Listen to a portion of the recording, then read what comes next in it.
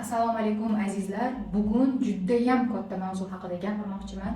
Sababi gestalt terapiya, psixoanaliz darsliklarida hali ham o'zim o'qib yuraman. Mana shu darsliklar sabab hayotimda o'zimda paydo bo'layotgan muammolarni yechib sizlarga ham ulashishga qaror qildim. Bugungi mavzuyimiz juda ham katta mavzu hisoblanadi. Introyeksiya va konflyuensiyalar haqida gaplashamiz. Nima aslida bular? Bular aslida nima? Introyeksiya degani inson hayotida onadan dunyoga keladi va onamiz orqali u mumkin, bu mumkin emas degan narsalarni miyamizga joylab olishimiz introyeksiya hisoblanadi. Introyektlar oqibatida insonda shunaqangi kuchli muammolar paydo bo'ladi. Ichimizdagi gapirayotgan qismchalar, miyamizda o'ylayotgan qismchalar yoki atrofdagi insonlarning sizga bo'lgan munosabatlari introyekt hisoblanadi. Introyekt aslida nima? Introyekt atrof muhit, ota, ona yoki buvi, u yoqdan insonlaringiz sizga bo'lgan tanqidlarini jim holatda eshitishingiz. Ularni o'ylab gap qaytara olmaysiz, chiqara olmaysiz, ya'ni yutish degani. Yutganingiz oqibatida o'sha insonlarga aylanib qolasiz. Deylik, yoshligingizdan ayniqsa eng katta introyekt nima hisoblanadi? Bolaga tanasiga, ya'ni semirgansan, ozg'insan, og'riqsan yoki qorasan, oqsan deb tanasiga til tekkizilganda, tanasiga tanqidlar qilinganda, bolada shunaqa kuchli introyekt paydo bo'ladi. Bu ichingizdagi ovozlar, misol uchun atrof muhitda sizga bo'ladigan gaplar, ichingizdagi muammolar hisoblanadi. Endi men sizlarga bularni yaqinroq o'zingizni tilingizda qilib tushuntirib beraman. Ya'ni ota-onangizdan yoki onangizdan, ko'proq onalarimizdan miyamizga joylab olgan ularning tanqidlari bor. Yoki ko'p ovqat yema, semirib ketasan, noto'g'ri harakat qilasan, hammasini miyaga joylab oladi va hayoti davomida inson miyasida kelayotgan signallarga qarshi ish ko'radi. Semirib ketish oqibati doimiy dietada yurishlar ham introyekt hisoblanadi. Kimdir sizga semiribsan deydi-da. Semiribsan deydi, doimiy dietaga majbur bo'lasiz. Doim semiribsan dedimi, borgan joyingizda ovqat yomay qolasiz. Ovqat yeysiz, ovqat yeganingizdan keyin oshqozoningiz hazm qilmaydi, qayt qilasiz. Bulimiyaga olib keladi. Ya'ni bular hammasi kasallik. Ota-onamizdan olgan tanqidlarimiz kasallik. U bora-bora konflyuensiyaga aylanadi. Ya'ni bu degani bola dunyoga keladi, ona bolani dunyoga keltiradi, mumkin emaslarni miyasiga quyib tashlaydi.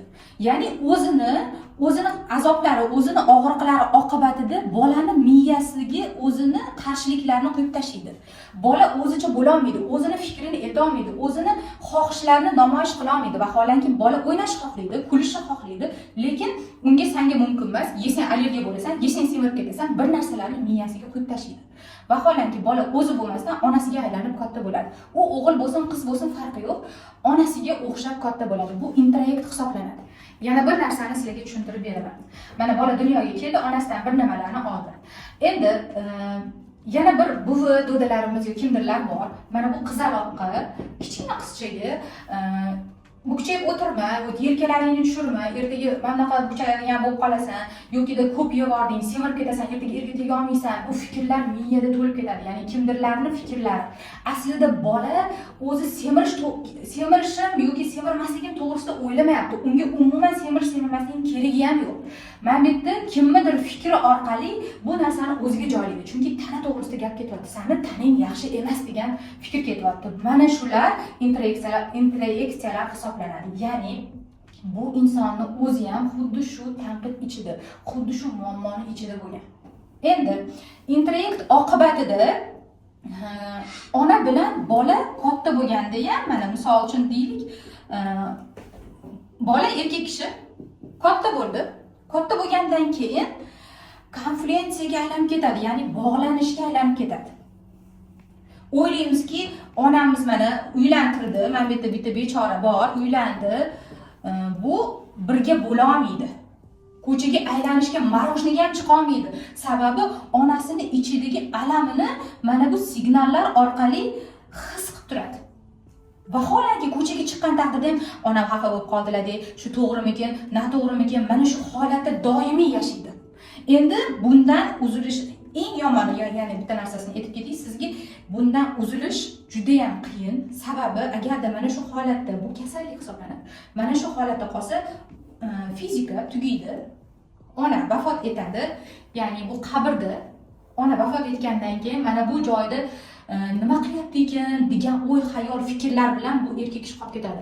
Buni o'zini hayoti bor, o'zini oilasi bor, o'zini bolalari bor, yasholmaydida, onasi haqida doimiy o'ylaydi. Unga ehson qilish, nimadirlar o'qitish, yuborish, qiynalmasin, onam qiynalmasin, go'yoki mana bu signal to'xtamadida, unga bog'lanib qoldi. O'z hayotini davom ettirmadi.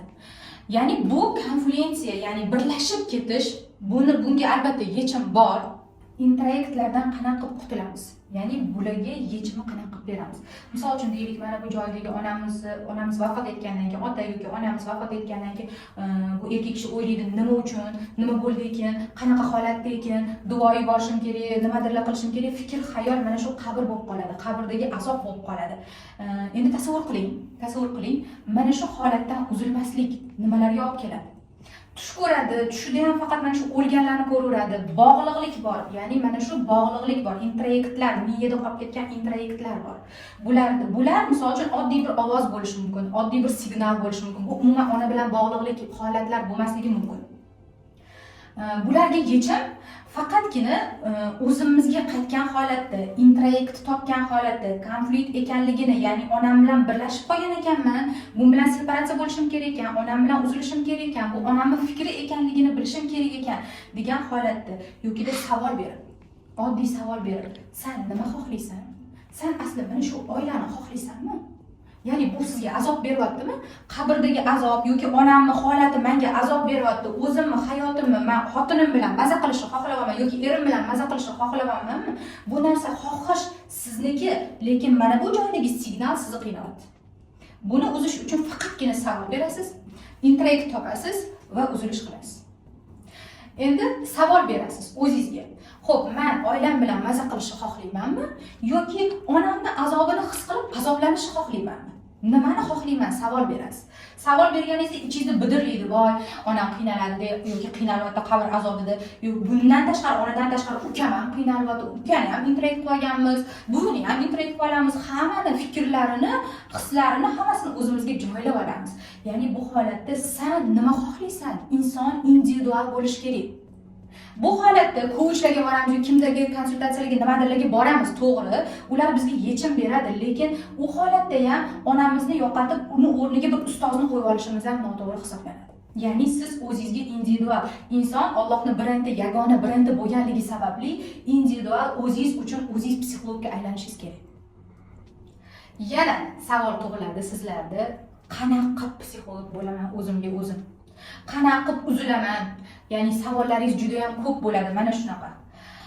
Buning uchun o'zingizga ko'proq savol berishingiz kerak. Men kimman? Nima uchun dunyoga keldim? Xizmatim nima? Vazifam nima? Onamni yo'qotib, yana bitta onani kimdirdan ko'chadan onani yasab olishmi? Onani yo'qotib, xotindan ona yasab olishmi? Kimman asli? Nima xohlayapsan? Biz juda ham ko'p mana shu o'zingizdan psixolog yasash uchun sen nima xohlaysan degan, ya'ni xohishlaringizni bajarishingiz kerak. Jертва rolidan, qiynalayotgan roldan men nima xohlayman roliga o'tishingiz kerak. Men nima xohlayman? Hayotda nima xohlayapsiz? Hozir nima xohlayapsiz desam, darrov yana sizning miyangizga kelishi mumkin. Onam nima xohlayapti ekan? Ukam nima xohlayapti ekan? Hattoki bu holatlarda er-xotin o'shinga borganingizda yeyotganda ko'p erkaklarda shu holat bor. Yeyapsiz, onam nima yeyotgan ekan? Xotinim nima yeyapti? Bolalarim uyda nimadir kam, nimadir yemayapti deb o'zi yeyolmaydi, chunki bog'lanib qolgan. Senga berildi, senga rizq berildi, senga ne'mat berildi degan narsa yo'q. Bu narsani ko'proq o'zingizga, sen nima xohlaysan? Sen nima xohlaysan deyilmaganda, chunki yuqorida bolaga sen nima xohlaysan? Yiqilishni xohlaysanmi? Yiqil deyilmagan. Nimadir xohlaysan, og'zingga solishni xohlaysanmi? Turpoqlarni, bir nimalarni og'zingga solishni xohlaysanmi? Sol deyilmagan, chunki ko'tarib qo'yilgan, yiqildingmi, ko'tarib qo'yilgan, hamma narsani ichiga, miyasiga joylab qo'yilgan. Ona o'zidagi barcha narsani unga joylab qo'ygan. Chunki onaga ham kimdir joylab qo'ygan. Bu holatlar, ya'ni avtomatik zanjir bo'lib ketyapti. Uzilishimiz kerak. Biz yolg'iz kelganmizmi? Allohning yolg'iz brendimizmi? Yolg'izga aylanishimiz kerak. Hattoki mana onadan keyin xotinga bog'lanib olishlar bor. Buni ham uzish kerak. Siz yagonasiz, taqdirimiz ichida taqdirlar bor. Ya'ni onangizni taqdiri alohida, sizni taqdiringiz alohida, xotiningizni taqdiri alohida. Buni men sizga isbotlab beraman. Savol bering yana. Ya'ni nima? Qanaqa taqdir ichidagi taqdirlar? Axir bizda bitta taqdirlarimiz yo'q. Xotiningizni qaynonasi bilan muammosi bor, sizda muammo yo'q. Siz qaynonangiz bilan zo'rsiz. Xotiningizni tashlab kelyapsiz-da, muammo yo'q. Sizni qaynonangizdagi, ya'ni sizni taqdiringiz kitobida qaynonasi bilan bu erkakning muammosi yo'q deyilyapti. Yo'kida sizda puldan muammo yo'q, ota-onangiz sizni ta'minlaydi, hayotingiz zo'r, erkagingizni pulda muammosi bor. Ya'ni bu отдельно qurilgan taqdir. Bu отдельно kitob, bu ham alohida kitob. Onangizniki ham alohida kitob. Mana shuni unutmasdan biz birlashib ketmasligimiz kerak. To'g'ri, birlashib yashash bizni hayotimizni saqlab qolish uchun o'sha ibtidoiy jamoat paytlardan kelgan, to'g'ri bo'lgan. No, hozirga kelib insonlar alohida yagona ekanligini unutmaslik kerak. Har bir inson individual. Mana shunaqa taqdirlar alohida, o'z taqdiringiz ichida taqdirlar bor. Endi bu holatda albatta duolar ham ijobat bo'lmaydi. Chunki o'zingiz insonlar bir-biriga qorishib ketadi. Duolar nimaga ijobat bo'lmayapti? Duolar ijobat bo'lmayotganining sababi onamizning og'rig'ini his qilib afsuslanamiz. Voy, afsus, onam shu kunlarni ko'rmadi. Voy, xotinim shu ovqatni yemayapti. Bunda avtomatim nima bo'lyapti? Bu gap Allohga qarab ketyapti. Allohim, menga bu taqdirni berganingdan noroziman. Onamga bu taqdirni berganingdan noroziman. Meni qo'limda bo'lganda men bularni baxtli yashatardim degan biz Allohga isyonimizni qilamiz. Isyon bilan qiladigan hech qanday duolar, hech qanday zikrlar ijobat bo'lmaydi. Shuning uchun ba'zi hollarda, misol uchun sizlarga bir zikr berganmiz. Mana shu zikrlarni opisiyalarda ko'p ko'rdik. Menda o'xshadi. $300 keldi, $1000 keldi, $100 keldi. Mana shunaqalar o'xshagan, ba'zilarda o'xshamadi degan holatlar bor. O'zingizni bir tekshirib ko'ring. Qanaqa holatdasiz? Agar mana shu aybdorlik hissi holatida duolar qilayotgan bo'lsangiz, duolar ijobat bo'lmasligi mumkin. Shu bilan darslarimiz tamom. Voy, shuncha narsalarni yozib tashladik mana. Hali olishimiz kerak bo'lgan qancha zikrlar to'g'risidagi mavzular bor, darsliklar, jonli uchrashuvlar. YouTube kanalimda mana shu darsliklarni barchasini joylab boraman. Albatta YouTube kanalimga o'tib ko'ring. Ya'ni barcha ilmlarni o'zimdan o'tayotgan yangi qaymog'ini kecha olganlarimni ham berishga tayyorman. Instagram, Telegram, YouTube orqali meni kuzatishda davom eting. Men sizlar bilanman. Xayr, sog' salomat bo'ling.